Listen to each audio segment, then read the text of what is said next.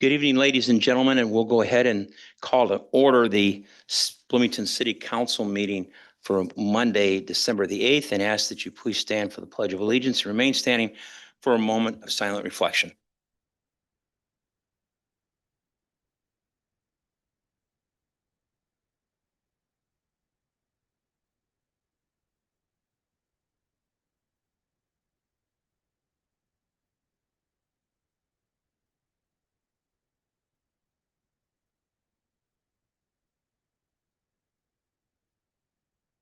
Roll call, please. Thank you. IT, can you take my screen live, please? Let's see. Councilmember Kearns. Here. Councilmember Mosley. Here. Councilmember Montney. Here. Councilmember Dannenberger. Here. Councilmember Straza. Here. Councilmember Hendricks. Here. Councilmember Ward. Here. Councilmember Lee. Here. Councilmember Scott. Here. And Mayor Brady. Here. Next, we'll go ahead and move to recognition and appointments. I think we have some new appointees joining us this evening. We do. They're working on getting on the slide. Oh, there it is. And would you like me to read them or would you like? Sure. Okay. Go Oh, ahead. nope, you go. That sounds great. First, we'd like to recognize Rashkasha Reddy Vandamala.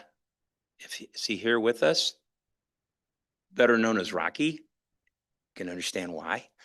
Okay. If not, we certainly appreciate Rocky's appointment and congratulate him to the Cultural Committee. And then we also have Valerie Wyatt. Is Valerie with us tonight? Valerie is going to serve on the, yes, there we are, Cultural. And next, also on the same committee, if you'd like to stand, it's Ophelia. Okay, great. Dallas, and thank you very much for your service as well. How about a nice round of applause for these individuals that are going to serve on committees? Thank you very much for being here tonight. We do have one more that was listed for the Cultural Commission. Okay. Trace Gaston Spears. Oh, I'm sorry. Gaston, thank you very much. And thank you for your service on the committee. Thank you.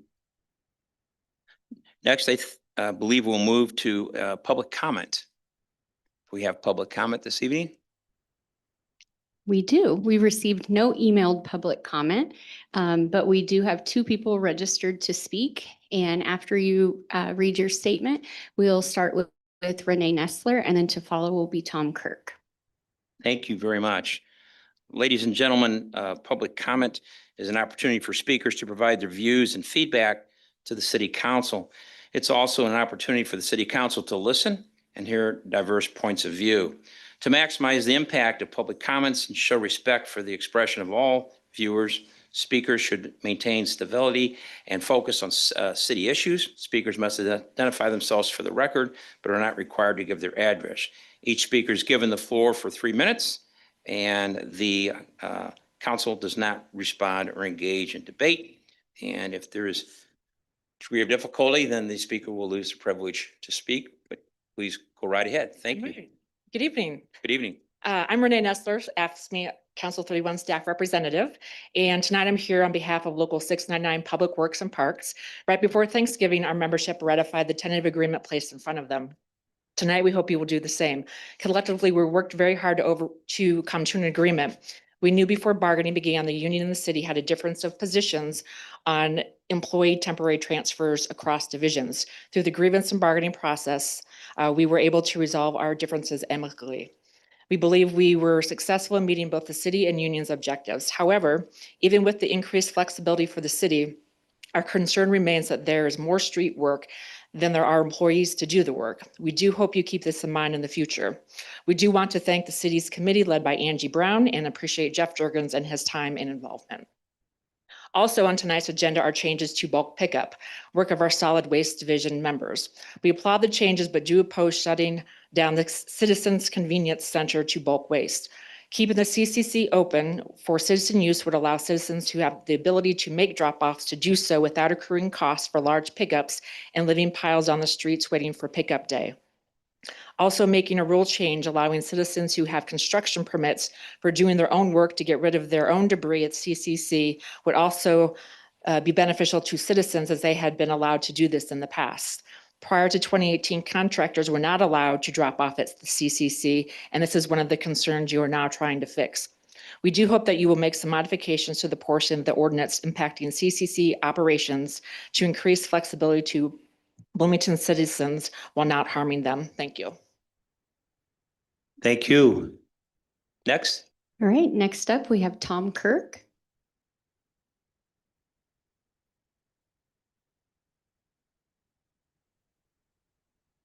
I'm not seeing Tom here.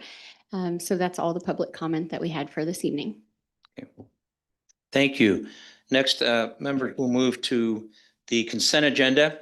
And in item number 7, the items are listed throughout your packet. If there are questions or concerns or an item in which you wish to poll or discuss further, please do so at this time. Are there members that have an item they wish to pull from the consent agenda? I'll move approval if nobody has anything. Move approval. Second. Seconded by member Straza.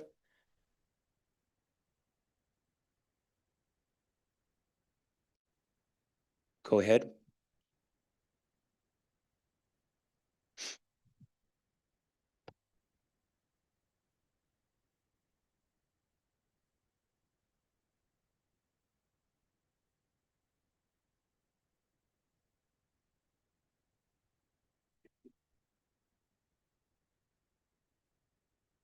All right, the item passed, no nays to announce. Thank you. Members, next we'll move to the regular agenda, which is under item 8. 8A is consideration and action on an ordinance amending Chapter 21 of the City Code and the schedule of fees, revising bulk waste collection services. And at this time, we'll ask that I believe our Deputy City Manager, Sue McLaughlin, is going to have comments to explain the proposal before us. Thank you. Thank you, Mayor Brady and Council. As you recall, we discussed this at the Committee of the Whole, and I would like to ask Mose, our Public Works Director, and Colleen Winterland, our Assistant Public Works Director, and I think Scott Rathbun is here, just in case there are any questions. If we could have the presentation brought up. I just wanted to review a couple of things that we talked about at our 3-in-1s as well as during our Committee of the Whole. One of the things we're looking at is some of the overuse of the center by contractors and landlords, as well as how we're operating currently. And as I've stated before, this was never an intention to make money. It's never going to make money. But it is a service that we provide and we're trying to be efficient. One of the things we're doing right now is we are going street by street every week and picking up bulk curbside. So it's something that we are already providing. And one of the things you'll notice is that our disposal costs have not really changed. In fact, our tipping fees have gone up by 9% over the last 2 years.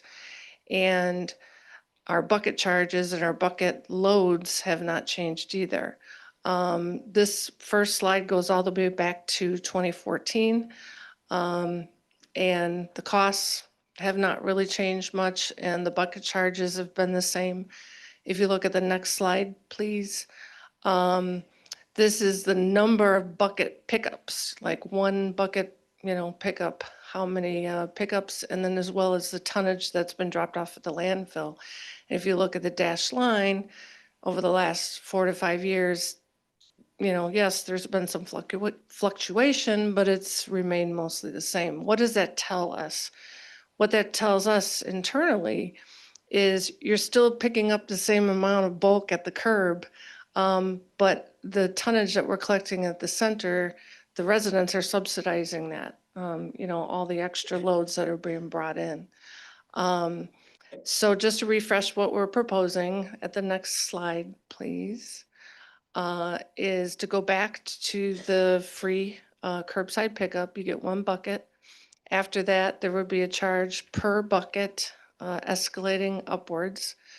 We haven't looked at the fee for that bucket pickup since 2009. We do hope it reduces contractor abuse, but we also think it's a service to be provided.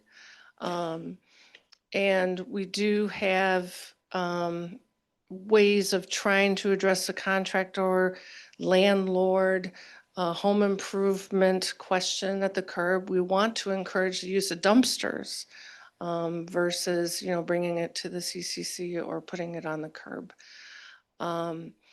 We propose to start this in January. It would close the CCC imminently because here we are in December. But then obviously start the curbside right away, but we're already doing that. So hopefully it would also free up an FTE to start street sweeping. If you'll recall, during the last committee of the whole, we talked about how we've kind of gotten behind staying up on our street sweeping, and this would afford us to, try to do better on that. I know there were some questions about reasons, cost, whatnot, so I think at this time it probably behoove us to go to questions. Thank you.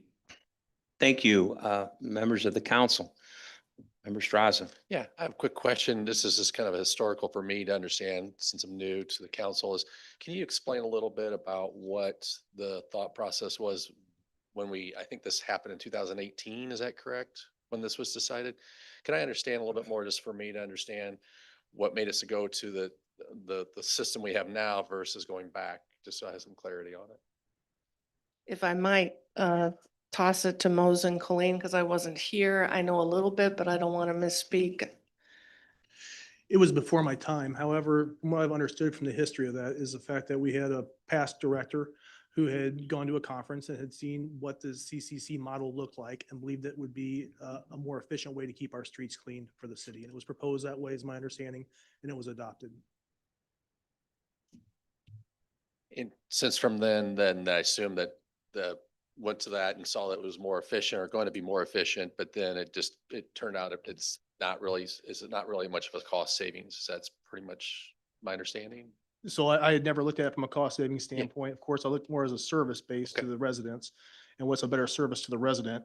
I had heard from residents that they prefer to have their bulk picked up at the curbside. Not every resident, of course, but many residents. And after evaluating it, I thought it was worth a try, as I didn't think that the CCC model had probably achieved its true intent. Thank you. I think if I could add to that, that would be my thought too. This was before I was here, but when we started looking at it, I think we realized, it's kind of like you try to learn from your decisions.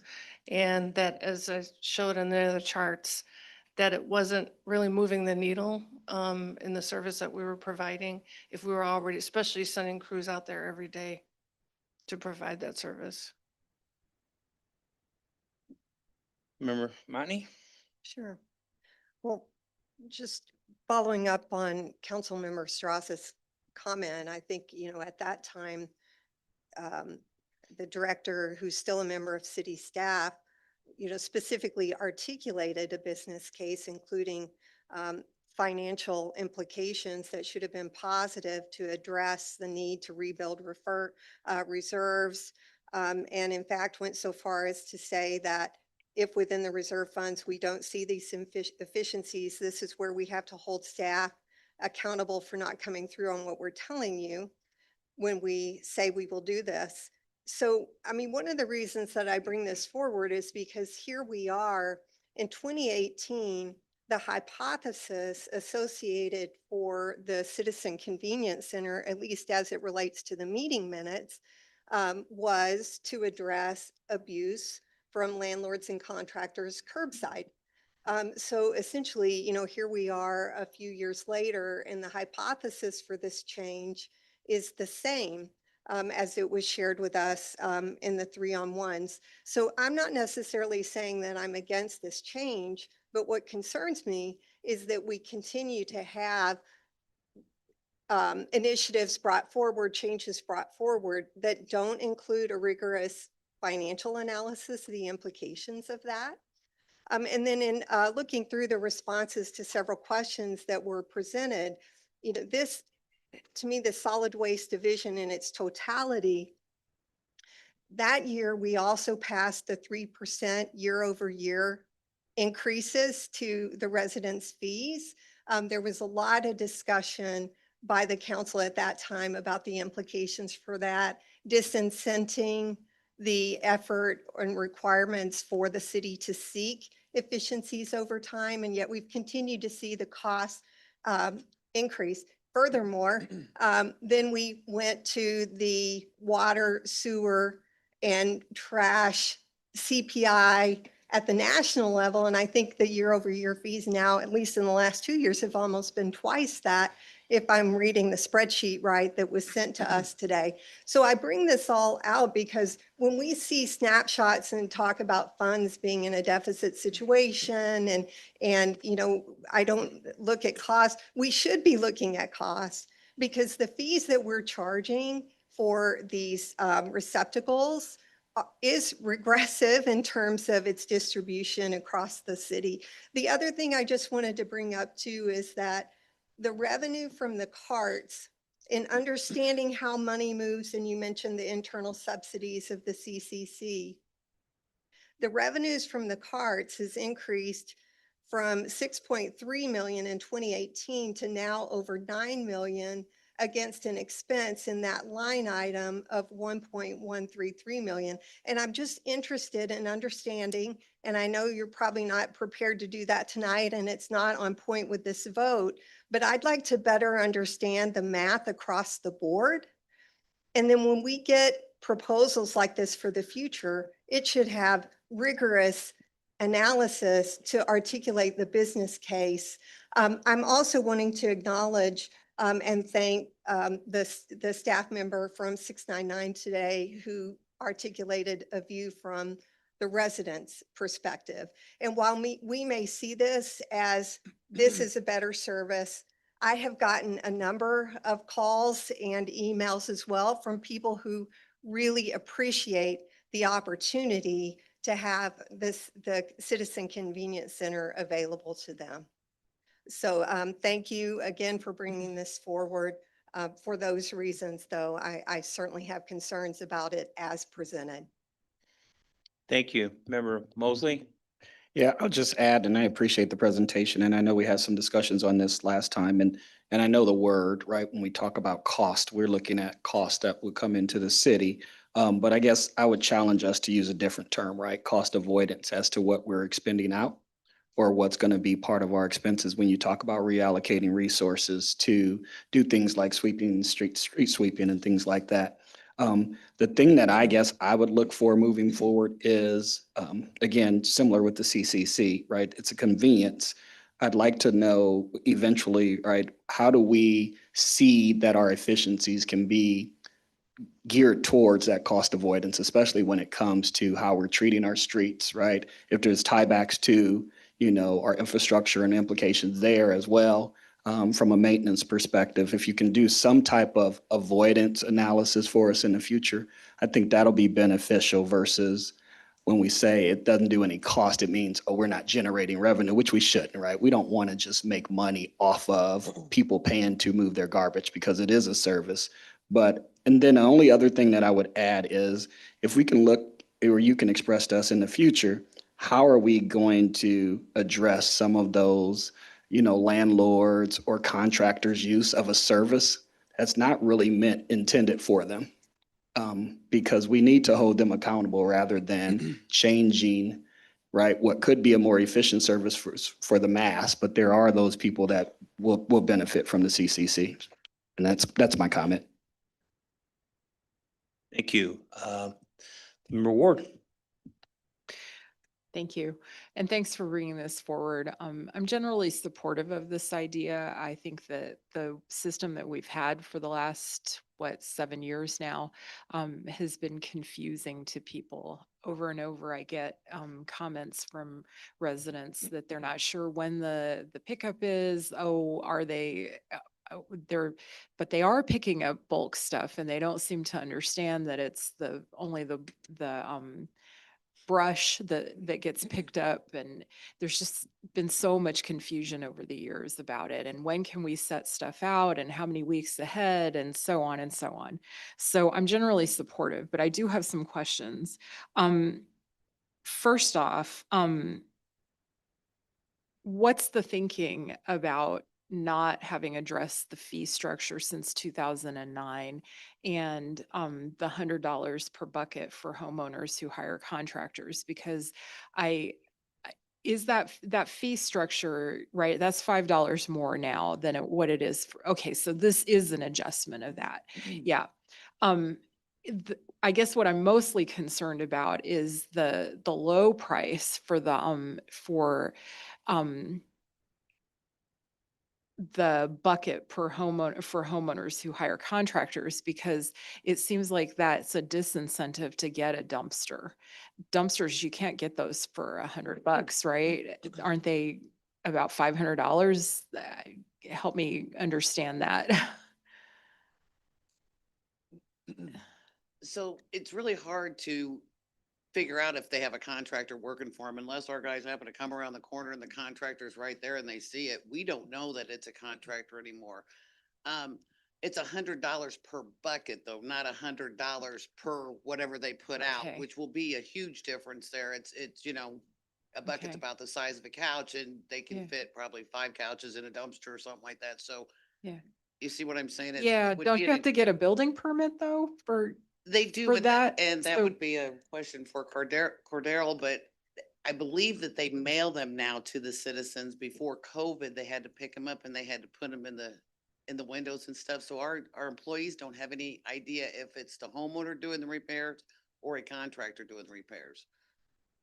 Just that feels like something that maybe needs to be tightened up around the building permit thing, because it seems like that you would know whether they have a contractor or not, if that's the case. And if you see stuff piled up on the curb. And that brings me to my second, to another thing. I actually want to propose an amendment to this, but I'll get to that in a second. But what options are there currently if somebody is a renter who wants to get rid of, say, a mattress, and their landlord isn't part of the city program? Can they take items to the convenience center now? We don't want them to because that's every other citizen then that's paying for it that has a garbage can. But So but their is that landlord, they're not part of the refuse. They're not part of the refuse system. So their landlord should either take care of it or they can take it out to Republic themselves. okay? And So pay the that's fee at still the Republic, option. yes. Yeah, okay. They weren't supposed to be taking it to the No, that's convenience part of center the- now. Correct. Gotcha. Okay, so that brings me to my amendment that I'd like to suggest, and that is that I'd like to propose a new section number 2 and then renumber everything. And that is to direct city staff to develop a plan for monitoring and evaluation of this program, so that we're not back here in 7 years saying, whoops, it didn't, meet our expectations. I think that having there's a saying, fail fast. So let's give it a whirl. And if it doesn't work, if we're monitoring and evaluating it, we will know that in a year or whatever it is that we choose for that plan. But it seems fairly essential if we're going to make a change like this, and we're essentially going back to something that we used to do, then let's at least monitor and evaluate so we can tweak along the way if we need to make other changes.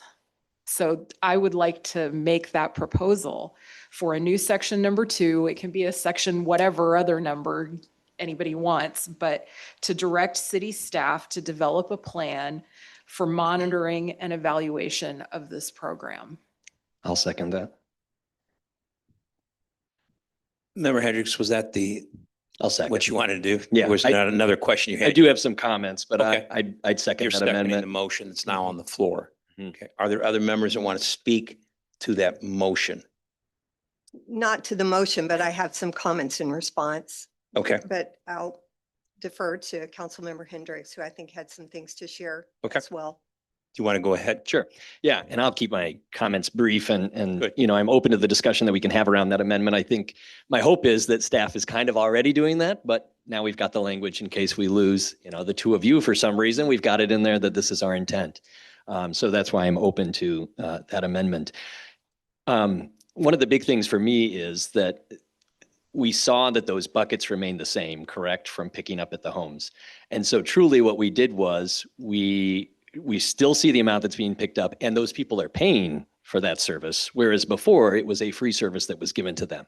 And so we've taken those dollars from the pickups at the home and put them into the Citizens Convenience Center, which to me is not always the most convenient and has had its struggles here and there and for all sorts of different reasons or otherwise, and has had its success as well.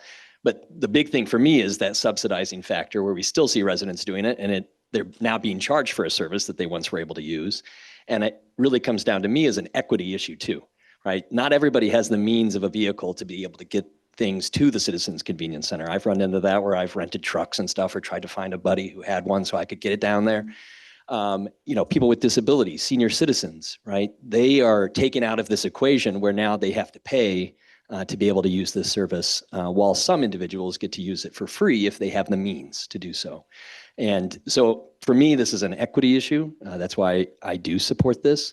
I think the biggest thing we're going to have to do is just make sure we carry it out really well, because I know the first thing that the naysayers are going to say is, oh, it's been sitting out, right? And so we have to make sure that we're on top of that. But that's not a reason to take away a service. That's a way, that's an opportunity for us to try to find ways to improve upon what we're doing, right? Not, oh, we couldn't do it. We're going to take the service away from the majority of residents and then also charge them for that service. So, you know, this is probably one of the number one issues I hear outside of parking as the downtown alderman, is why don't we get bulk waste every single week? Normal does it. Why don't we do it? And so this is something that I support, and if it's done really well. Thank you. Before we act on the motion that's been seconded, Member Motney?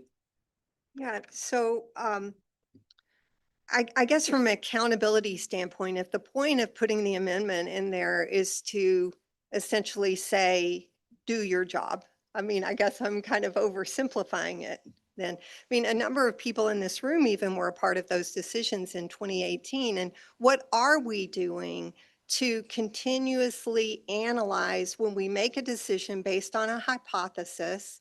And in that case, it was clearly articulated that it should bring efficiency back to the city. What is that process routinely as a part of daily work to make sure if it's not performing as expected, that we have some understanding and opportunity to have that discussion and ask ourselves why and improve the critical thinking skills leading up to these decisions. The other piece I would say as it relates to equity and as it relates to you know, just the ability for people to get to the Citizen Convenience Center. I have been surprised at the number of people who have contacted me who actually do use the service. And it's my understanding from a number of anecdotal conversations that often there may only be one person there. So when I look at the overall cost structure across Public Works and also dedicated to this solid waste fund, you know, it doesn't seem like it would be that much of a reach to be able to offer both of these services. If we were doing a better job understanding the distribution of our cost and why we're seeing things like the cost for the recycling bins for the trash cans increasing literally 36, you know, it'll be probably, I'm sure, in the low 40% since that time period, significantly above inflation across that time period. We should be looking more detailed at managing the business aspects of this fund. So, I mean, I'm not opposed or not to putting this in the thing, but I think it's somewhat unfortunate that we would feel that we have to, because that should be a part of managing the department, in my opinion. Thank you, Member Mosley. Didn't know if you had something, City Manager. Oh, I'm sorry. Thanks, Member Motney, and I just, the first part of your question. So back in 2018, they weren't even keeping some of the data. So, we've had trouble going back and trying to evaluate that far back. So, what we are doing now is obviously we are collecting all of the data. We are trying to put systems in place so that we are monitoring this. And I appreciate the language and certainly we have no concerns with it. That is entirely our intent, to continue to review this and to monitor and to put metrics in place, is to have those goals set. So this is something we will be monitoring, whether the language is in there or not, but absolutely we agree that we need to evaluate that. The only other thing I would say to the second part of your question, eventually with the East Street Basin being developed at this location, we will have to relocate the Citizens Convenience Center. And that will take time, that will take permitting.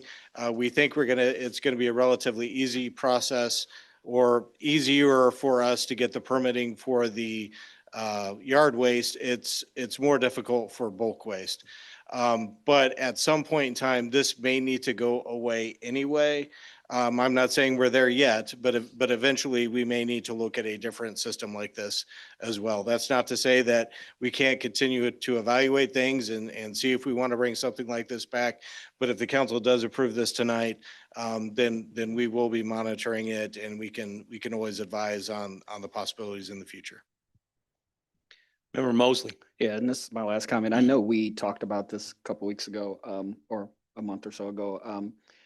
And we're 3 weeks out. Is it enough time still to go ahead, or do we need to bump it back to February for bulk waste? I mean, I know it's a challenging question, but I just wonder if people have enough time unless they're watching this proceedings, or if this will be in the news or something, or people who may not see that.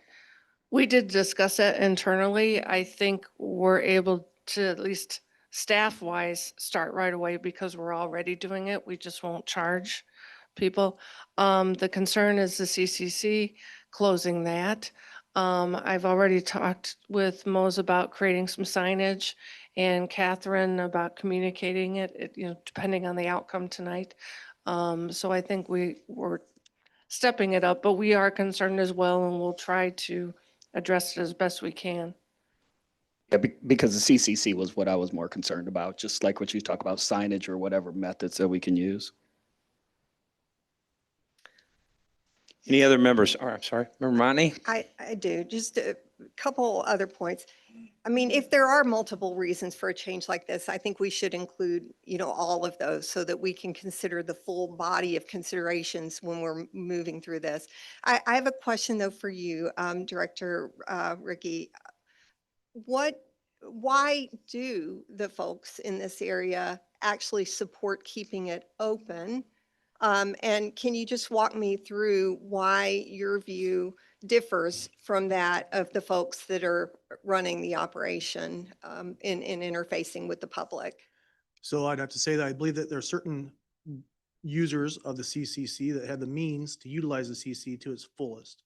I don't believe that all the residents that currently have bulk waste or have bulk needs can utilize the CCC the way it was intended to be used. So I think by providing basically curbside service, we offer a wider range of opportunity to the residents. And what was your cost analysis for allowing one FTE to continue to be there to accommodate that? I don't think there is a cost analysis right now. Will this actually redirect resources to another area, or just explain to me how this labor cost is going to move and how that's going to improve performance in other areas? So the FTE would be utilized in our solid waste program in another aspect. Yeah, we touched on this during the committee of the whole, where we're behind on our street sweeping. And so that person would be placed in a street sweeper to try to catch up and sweep the streets that we're supposed to be doing under EPA. And is that the same level of work, same classification? It's the same classification. It's also a different fund. So that the street sweeping comes out of stormwater funds. Right now you have 2 heavy operators over at the CCC and 1 seasonal. And that would put 2 heavy operators back on the streets, one in the solid waste fund and one in the stormwater fund. Thank you, Colleen. Thanks. Other members with comments or questions? Now, to go back, we have a motion on the floor to add.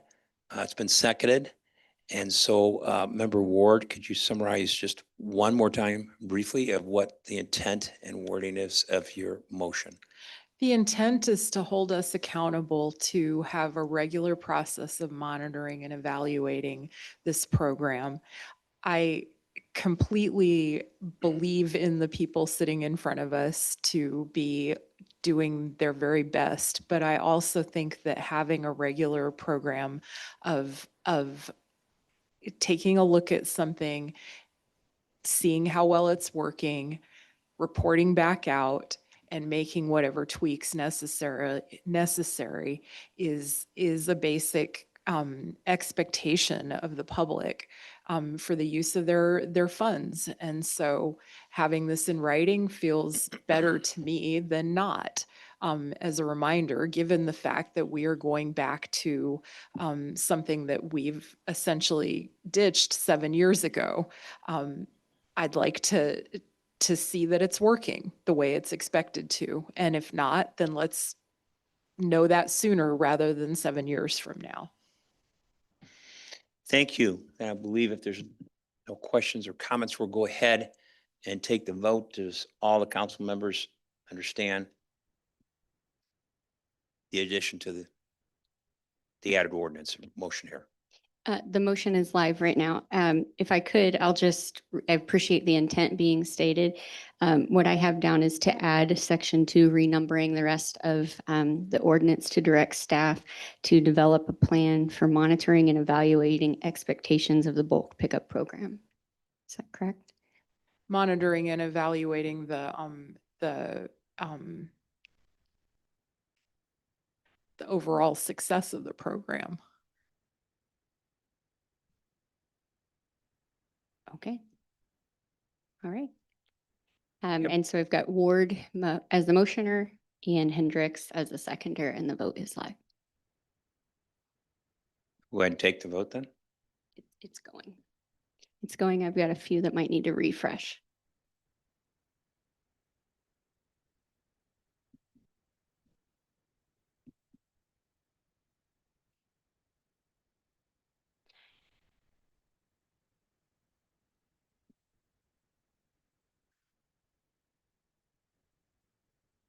All right. The item passed. There's only one nay to announce, and that's Councilmember Monty. Thank you. So on a vote of 8-1, the motion passes.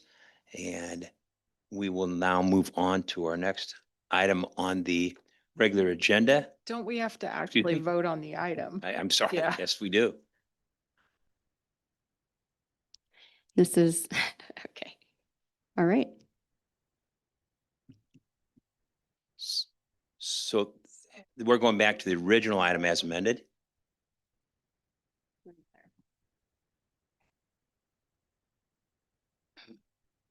So ordinarily, that answer is yes, and you'd start out with a motion to approve, somebody would second it, then during that process, someone would say, I want to amend it, so you have a second motion to amend. There's a vote on the motion to amend, if that passes, then you have a second vote on the motion on the matter. We kind of got out of order a little bit with that, and the way it was presented and I think understood was the amendment was the proposal. So you end up having a motion to approve the matter as amended. So you're not voting on an amendment, you're actually voting on the matter as amended. And I guess that the most important thing is that the council is clear on what it's voting on, how it's voting, right? So that none of the members were thinking, hey, I thought I was voting on the amendment, and others thought, I thought I was voting on the matter as it was amended. So that's the most important thing. And I think that the way the motion was presented on the board and on the monitor in front of you says to approve the item as amended. So unless anybody has a real issue or problem with that clarity, I think we're done with this issue. So the vote was as amended. So we started. All right. So we, as lawyers, sometimes we could say it really simply, Yeah. then we're afraid we're not clear enough. So I'm just trying to make sure I'm clear on the explanation why, so. Thank you for the clarification. Apologize. but- Then we will go back and move forward then to the next item on the regular agenda, which is item 8, and it is the presentation of a proactive property maintenance enforcement update as requested by the Community Impact and Enhancement Department. And I believe our city manager, Mr. Jurgens, will introduce the ordinance. Thank you very much. Actually, not an ordinance tonight. Yep, just an update. And I think we've talked a little bit about this before. The idea of going to a more proactive code enforcement process and program. And our director, Cordero Patrick's going to talk a little bit about that. I've also asked him to talk a little bit tonight to give the council and the community an update in regards to video gaming enforcement, specifically some of the signage. So he'll also touch briefly on that, but wanted an opportunity for him to talk a little bit and then for the council to ask any questions they might have. Thank you. Thank you. Go right ahead. Thanks, Jeff. Good evening, Mayor, members of council. Tonight, I want to talk a little bit about, as of today, the Community Enhancement Division of the department has moved to a proactive property maintenance enforcement model, moving from a completely complaint-driven model of property maintenance enforcement. So I want to talk a little bit about what that means and the benefits of doing that. Next slide. I will say that this new process is a part of our community revitalization initiative, right? And as a department, we define community revitalization as the implementation of intentional efforts that are likely to lead to measurable increases in access to employment, living wage jobs, healthcare, supported services, community amenities, transportation, quality of life, and safe, affordable housing. And we borrow some of these languages from the Illinois Housing Development Authority. That is the lens in which we see community revitalization. And in particular for this new process of proactive property maintenance enforcement, I've highlighted quality of life in safe, affordable housing, because those are the things that we're trying to accomplish as it relates to moving to this model. So we got to be doing something. We got to be intentional about what we're doing, and we got to be able to measure the successes of doing that. Next slide. So the purpose of this, why are we doing this? What is effective property maintenance enforcement? Effective property maintenance enforcement means that we're ensuring properties are kept safe and clean and in good conditions. And to do that, we have to hold property owners accountable for their properties, but in a fair and consistent way. We have to have a clear and well-defined rules. What we found through some of the education efforts that we've been doing, residents just don't know our rules. They don't know what they can do, what they can't do, what they shouldn't be doing, right? And so we got to be clear about what those are, and we will continue those education efforts. All property owners should be treated equally. It should be treated the same, regardless of the background, what ward they in, they all should be treated the same. Enforcement also requires that we are timely in our inspections and we have proper follow-up, right? And not just follow-up to see if the issue was abated, but how do we get the actual issue abated? And I'll talk a little bit more about that in a second. Inspectors will work directly with property owners. For example, if they see a car in the yard, they would approach and talk to that resident if they're there, right? So this is not about just writing a compliance letter for a car parked in the yard when there's someone standing right there, in the yard or on the porch. We're gonna get out the car. Ma'am, sir, just want to make you aware that the city has an ordinance against parking your vehicles on unimproved surfaces. If you would, pull your car in your driveway for me, right? And so that is our approach, right? So we have to interact with the public through this. And we got to have strong communication and education about what we're doing, as well as making sure that property owners understand what the issue is, what needs to be corrected, when it needs to be corrected by, and do that in a clear, and respectful way that folks understand, right? So not talking jargon, but being real clear with residents about what needs to happen. I do want to point out, and this is important, this is not about punishment. This is not about writing citations. I think there's been maybe some comments made about citations. We as a department, we don't write citations to begin with. We don't write any citations for violations. In fact, what we write is a compliance letter and give residents at least 7 days to comply with the city rules. And oftentimes, if that resident, speak with us, call us and say, hey, I'm working on it. Can you give me a little bit more time? We provide that time so long as things are being done, right? So I want to clarify that we don't write citations as a department. We never ticket anyone for any kind of code or property maintenance violation. That's not what we do. We want to be partners with the community in doing this, and we will do that in a respectful way. So we are about addressing the problem properties, improving neighborhoods, and protecting the health, safety, and quality of life for everyone in the community, right? We want to help protect folks' property values, right? And everyone should feel comfortable and know that that is exactly the purpose of why we're doing this. Next slide. I want to show some examples of some of the type of things, and yes, these are pictures of violations in our community. I won't spend a lot of time here, but I just want to show examples of what we mean about some of the property maintenance violations that we're seeing. Just as an example of a violation for rubbish, debris, and garbage on property. Next slide. This is a violation of garbage and recycle containers violate property maintenance ordinance. Property maintenance ordinance says that your trash and recycle bin can't be visible from the street. Right, that's what it is. So meaning that it has to be behind your home. It can't be visible. Okay, next slide. So, this is an example of overgrown vegetation. Next slide. This is an example of an inoperable vehicle. Your vehicle has to be operational. If not, you got to put it in your garage. It can't be sitting out in your front driveway. Right? Next slide. This is parking on unimproved surfaces. Parking in your front yard, parking on the grass. I was asked a question, what about people that may have a birthday party? Got several people there. You may want to have a birthday party somewhere where we can have enough parking for that birthday party. You cannot park in your front yard. Next slide.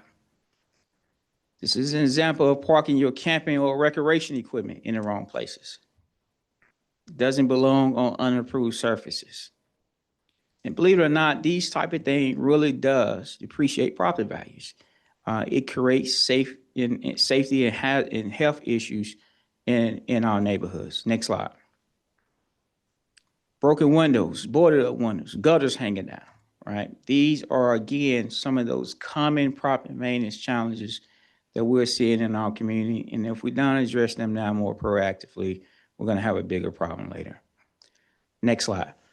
I want to talk a little bit about, Jeff asked me to talk a little bit about the flag sign violations. Just to give you a little bit of an idea where we are currently right now with those, we have issued 30 compliance letters, meaning that we have issued 30 letters to businesses to say that you're in violation of our city flag sign or ordinance. These are mostly those type of signs that kind of look like a blade. So we call them the flag blade feather signs. Those are not allowed in the city. And so we've written 30 of those. As of today, 18 of those are in compliance, meaning that they have removed the flags. 12 of those are non-compliant. And so we're going to do one more follow-up with those 12. If they don't comply, then we will fill those and send those to our legal department for administrative hearings. Next slide. I want to spend a little bit of time here to talk through the process of property maintenance violation. Because we don't have the authority to just go on a property and abate something because it's a violation. And just because you don't see a change doesn't mean that we didn't do anything either, right? There is a process for how this works. And so I want to talk through that a little bit. First of all, let's say we notice a violation on a piece of property, or someone called in and complained about a piece of property. We would go out and inspect. Is there really a violation there? The answer is yes. we write we write a non-compliance, or we'll issue a compliance letter and give them a correction period to correct that code violation. And so in most times, that's 7 days, right? So you have 7 days to remove that rubbish and debris from your property. We go back out 7 days later to re-inspect. It's one of three things that happens. Either they have complied, or they called us and said, hey, I'm elderly, I'm disabled, I got somebody coming, I just need 2 more days, or whatever the case may be. So we grant them an extension. Or they didn't do anything. They didn't call us, it's still there. And so then we failed, what is called, we failed that case to our legal department for legal action through either administrative court or through the circuit court. And then there's a judgment from the hearing officer or from the circuit court judge against that property owner for that violation. And oftentimes that's fees and fines or whatever the case may be. What needs to be added to the equation, and we're not there yet, I'm calling it the phase 2 of this process, is an abatement process. And that's why I know some of you all may be frustrated, because you're like, hey, I called about that 5 weeks ago and it's still there.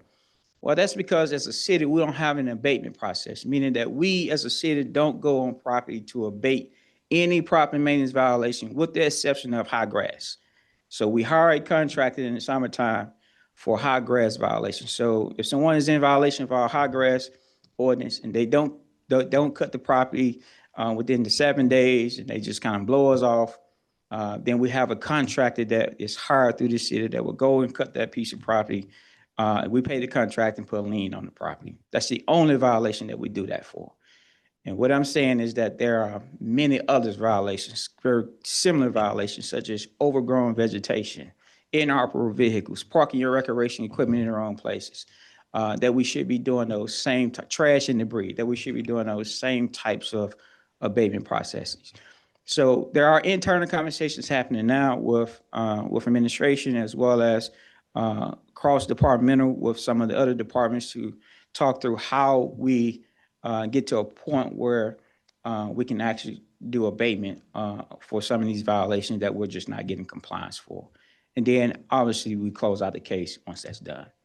So that's the process of how we deal with property maintenance. And I just wanted to point that out to make sure that you understood that because you don't see a change doesn't mean that there's nothing happening with that property as it relates to the property maintenance. I think that's all I have. Is that the last slide? Yes. Thank you. Question specifically to the director's comments from members of the council. Member Lee? Question. So I have a constituent that's complained about noise issues coming from a business. So that's obviously something that's not visible that you can inspect. He's called in several times asking for someone to look into it, and yet it continues to happen. What are your, I guess, plans or actions that can be taken in situations like that where it's not visible, where this is happening very early in the morning at an exercise facility? I think it's at like 5 a.m. in the morning. Yeah. So yeah, what course of action is there for someone having that kind of? Sure. Thank you for the question. So I intentionally called this property maintenance enforcement because when it's called code enforcement, I think it's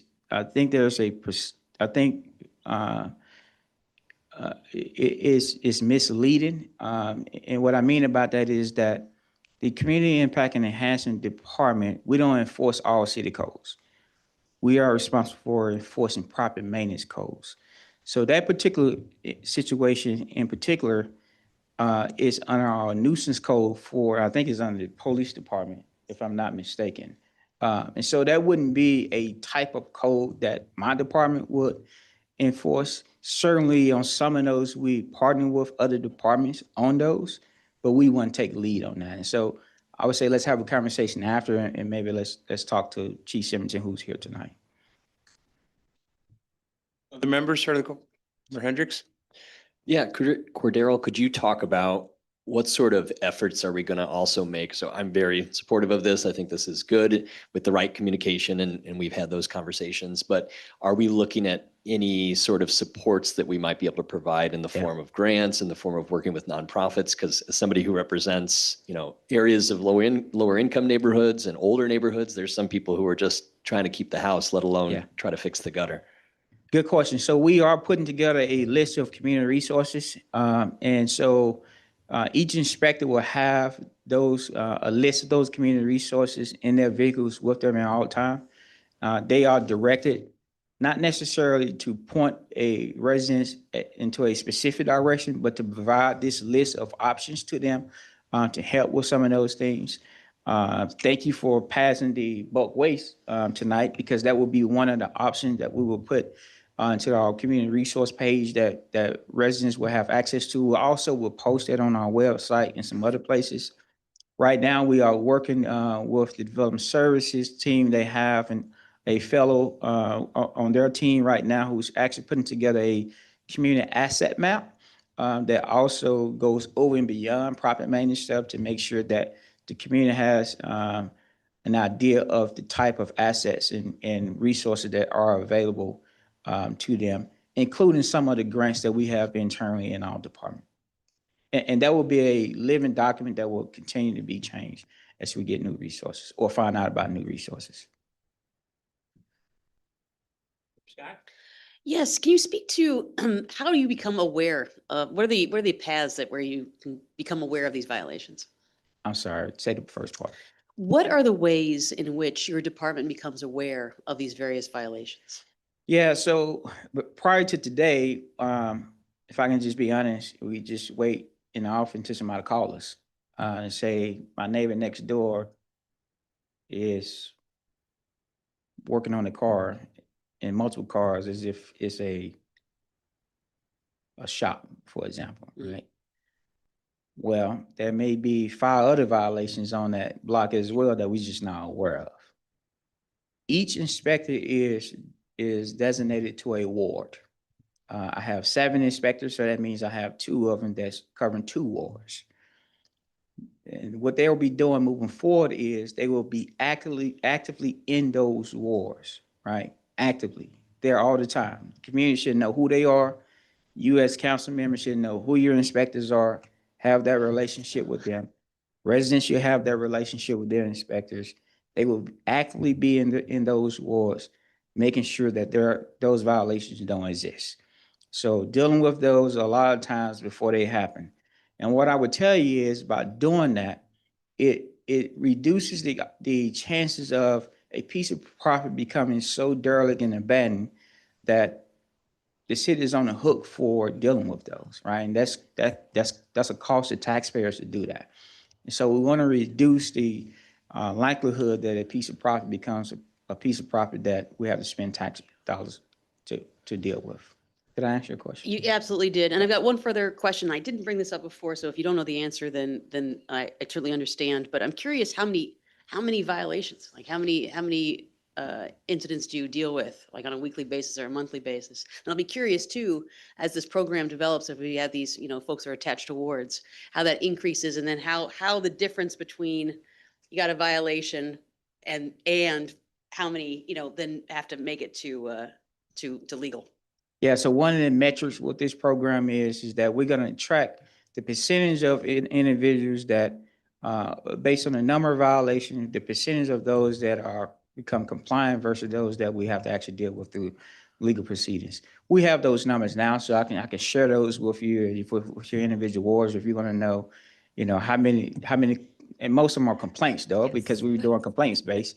So I can tell you how many complaints on a monthly basis that we get for your awards and how many of those actually go on to the legal department versus how many of those get done based on voluntary compliance. I have that data. You're welcome. So you're shaking your head, so that means you want that data? Okay, all right. All right. So you want it for this calendar year? Just want a range. You want it for the entire calendar year? I can do that. Okay, sure. I get that to you. Give me a couple of days. I didn't bring an entourage like Mose, but I do have an entourage that can get it done. Now, Member Kearns. Oh, yeah. Yes, thank you. I'm very excited for some of these changes that are coming, and I know that we've spoken a few times. And so I guess I just want to just maybe like reiterate the question of, I guess I have two questions. One is, we're talking a lot about, it sounds like residential property maintenance. And so how does that differ, or does it, from commercial properties? And what would be some of the things that we would start to see about commercial properties? Thanks for that question. And I want to make sure it's clear. And so this approach is for both residential and commercial. So we're not picking on residents, right? The same applies for commercial properties as well, this in the same exact fashion. Okay, great. And then, I guess to that point, I think we've talked about this before, but maybe it just is worth repeating about like community input and involvement. We just kind of help us understand like how you plan on going about that. Because Yeah. I like the idea of like understanding that there's someone assigned to your ward in a way, and then that'll create a relationship. And so when we do the neighborhood walks with the police, I know Public Works has gone before. I would imagine that maybe your department would start contemplating going on those kinds of walks, or having similar types of Yeah.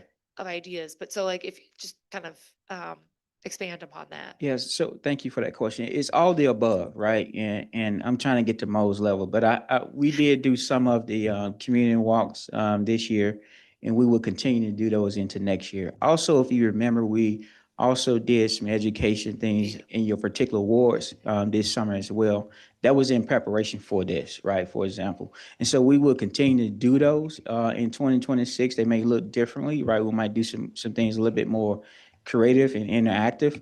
But the intent is to continue to engage with community as much as possible. We've had conversations with the Parks Department as well. And so the intent is to kind of latch on to some of the events that they already have, rather than creating our own events and kind of duplicating, seeing the same residents to latch on to some of those programs as well as events, so that we can get, interact with the community. So community engagement is very important. It's top priority for me. We don't do this without partnership with the community, and so we intend to make sure that we're doing that in an effective way. Great. That's very exciting. Business owners, property owners, tenants, landlords, everyone. So yeah, Yeah, I appreciate that. Thank you. absolutely. Member Ward. Thank you for this. Thank you for this. Thank you for this. I've been begging for this for years. Welcome. So thank you. Yeah.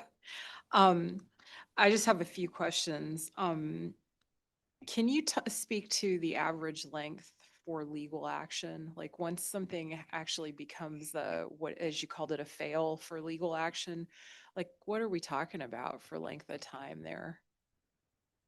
I'm actually looking. And maybe you don't know. I will speak on it, but I want permissions from Corporation Council to do that. But if you, so the answer is it depends. But I know that's not what you're looking for, right? Someone didn't comply. The way the process works is we'll reach out to the legal department and get the first available administrative court date for them to appear. And so we send out a summons to summon them to administrative court for that court date. They may appear, they may not appear. That process is roughly 3 weeks, right? Because I think we have administrative court, once a month, twice, 3 times a month. I'm sorry. So that's why I wanted him to do this. But so twice a month for administrative court as it relates to dealing with property maintenance type of things, right? And so those dockets can be filled, right? And so we might have to go into the next month to get them to show up for administrative court. That's what I mean about it depends. It can be 30 days, it can be 60 days. It can be 2 weeks. No more than 60 days, though. It sounds like a lot longer though, than if you could get it addressed before it has to go to the legal. Absolutely. exponentially longer. If it Absolutely. goes that far. I'll give you an example. I know I'm on a time here. I got, I guess, 3 minutes. We are retraining our property maintenance inspectors. And what I mean about that, for example, we walked up on a property that had a flag sign just today, right? And we are going to send a compliance letter. No. Go to the business, talk to the property manager, let them know that it's in violation. Sure enough, we went to the businesses, say, hey, just want to let you know this is in violation of our ordinance. The manager said, hey, we just didn't know. We'll take it down immediately, right? And so we're taking those type of efforts so that it doesn't even have to get to administrative court. We're spending more time doing that than if we just went into the business and talked to folks, right? Because they just don't know, that the ordinance exists.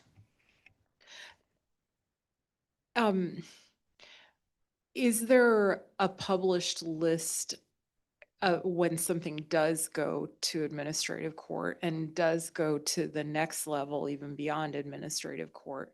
Is that published like on our website, or could it be? And the reason I'm asking is because I could imagine sometimes other members of the community might be very interested in showing up. I don't know if there's an opportunity for, public comment at those kinds of moments. Or Well, how that I know works. that there's no public comment Okay. at the public hearings. I mean, it's like court, for the most part. As far as if they're published, I'm not sure if they are published. I would tell you, I've been in communities where we have published them, just because we want people to know that your friends next door, help us out with getting them into compliance. But I'm not sure if that's a practice down here. And And then, that wouldn't be something that my department would do again. I, I want to make sure I'm clear that when we like to say that we're on the executive branch side of the house. And what I mean about that is that when we fill a property to the legal department, for the most part, we're out of it, right? We try not to get involved in the judicial side of the process unless, we've been summoned to court to testify or something like that. And so I don't do anything on the legal side except for be great partners with them to make sure that we can get some kind of compliance. I know we're running out of time, so I just want to say, I hope that we can take absentee owners into account in this process of trying to speed things up, because I think at least from what I've heard from constituents, that's a really big headache that we encounter in my neighborhoods. And then the other thing is, I would really support an abatement program and hope that you'll come back and tell us how we can support that as a council. Thank you. Any other members, questions? Not one quick question. How many inspectors do you have doing this type of? 7. Currently, I have 7. Thank you. Thank you. I believe that's it for and discussion. So we'll now move to our city manager's report. Manager Jurgens. Thank you again, Mayor and Council. If you can bring up my report, just a couple of things tonight. Go to the next slide. I just wanted to provide a few downtown quick updates. The snow has set us back a little bit in terms of our streetscape. So we had a meeting tonight with downtown stakeholders, and we talked a little bit about the 600 block. Originally, that work was going to be done before the end of the year. They cannot put the pavers down until we get some warmer weather. So it's been years since we've had a winter like this. So unfortunately, we're going to have to wait for a little bit for some warmer weather to get the pavers down to reopen that. The ring structure is completely in. It'll be painted when the weather gets warmer. They'll put the other landscaping and the benches and items like that in when the weather gets warmer as well. And Deputy City Manager Billy Tias is trying to figure out if they can take some of the fencing away or what exactly they can do. But do want to remind the community that the businesses are open. We have a lot of downtown visitor parking, and really encourage everybody to come visit the downtown during the holiday season. Also, just a quick update, the front and center building is coming down, and it's coming down. It's taken a long process. It is a huge building, more than half of a city block. But we anticipate that we're going to be able to open up some of the front street yet this week as they get some of the higher portions of that building down and the fall radius starts to come down a little bit. But they are working very hard on that. The downtown post office has moved out of the Market Street garage, which has now been closed, to parking for a few months now. We do anticipate that the post office will be back downtown eventually with some lease space, but there will be a little bit of a gap there. And then finally, with some of the action tonight, the Elks building is obviously down, as you can see in that picture in the corner. That parking lot has been paved, and we're hoping to be able to close on that property and open that up to public parking here soon. But a lot continues to go on in the downtown. Construction work's also going on in the old Pantograph building with Lifelong Access. And so a lot of exciting things, but it also means some new traffic patterns. Next slide. Just want to say we also have a lot going on at the city during the holiday season. A lot of events downtown, a lot of events at the zoo and just around the community. You can find information about all of these events on our city website. Next slide. And then finally, just a reminder, we only have one more council meeting in December. It'll be a week from tonight at 6 p.m. We do not have a committee of the whole in December, and so we switch our meeting schedule. We'll have one more regular meeting, and then we will be done with city council meetings, hopefully for the rest of December. So with that, that's all I have, Mayor. Thank you, sir. Members and any reports, Member Scott, Member Lee. Yes, so while we have Director Mose here, I just want to thank you and your staff for handling the snow. That was quite a storm we had this early on. We usually don't see that until January, February. So thank you for keeping the citizens safe. Member Hendricks. Yeah, I don't want to steal too much of your thunder, but I was going to bring up Friday night. We had the tree lighting, which was well attended, and it was a successful night for downtown this weekend. And the city and business owners had a huge part in that. Again, I always hear about parking, and sure, on Friday night especially, parking was strained, but that's because we had the Bison game, First Fridays, tree lighting, Christmas under the dome at the museum, and Holiday Spectacular at the BCPA. So for anybody who's saying there's nothing going on, there's plenty going on. Member Ward. Yeah, I'll just say that I had a lot of fun on Saturday, walking with Councilmember Straza and leading the way right in front of Santa and handing out candy in the parade. Member Straza. No, two things. Yes, Saturday was fun. The weather was great. Really appreciated it being warmer than Friday night. But yeah, it was great to see a lot of people out there, kids especially, to hand out candy. That was fun. With Member Ward, we did that and had a good time. Also, too, want to say again, with the snow, it always snows every year, and appreciate the city staff for taking care of it, and even some requests that we had some people that had some disabilities and other things that needed help with, and the staff really moved on it fast. So thank you for all the times you guys, the requests and the things that I was getting calls from, and you were able to help them out or help them accommodate what they needed at that time. So thank you. Member Dannenberger. Yeah, I have nothing prepared, but I would remind everyone that's tuned in tonight that we did have that storm. So thanks, Mose, for all your work with that and your teams on the Small Business Saturday. And I know those businesses downtown and other small businesses in town could really use your help this coming Saturday. So they're going to have another go at it. So make sure to support local businesses the best you can this weekend. That's it. Thanks. Thank you, Member Motney. Nothing, just appreciated the recognition event that you hosted on Wednesday evening as well. I think that was really well attended and people seem to really appreciate it. So thank you. There's a lot of work that goes into being on the boards and commissions. Thank you. Thank you. Member Mosley. Nothing at all. Thank you. And Member Kearns. Nothing. Great. Thank you to all of you. And I've got a few brief comments, and I don't think we can echo Member Dannenberger's comments enough, and to Member Jurgens and others, Member Hendricks as well, the downtown and those businesses, of what they're going through with the challenges of the streetscape, no pain, no gain, and right now it's the pain time. So they need all the help and support that we possibly can give them in this community. I know we'll do everything they possibly can as well. So remember them and the businesses coming up. My discussion briefly, I thank you, Member Montney, for, I believe it was Wednesday, we had a little discussion down at, little gathering down at the Castle Theater, and we thank members of the boards and commissions at the holiday party, which we appreciated, and they hopefully appreciated. We also had the, as Member Hendricks indicated, the lighting of the tree. That was Friday, and council members who came and joined us there, we greatly appreciate that. And while there's many other experiences and wonderful things going on, one of the biggest eye openers for me was last Monday, I believe during the snowstorm.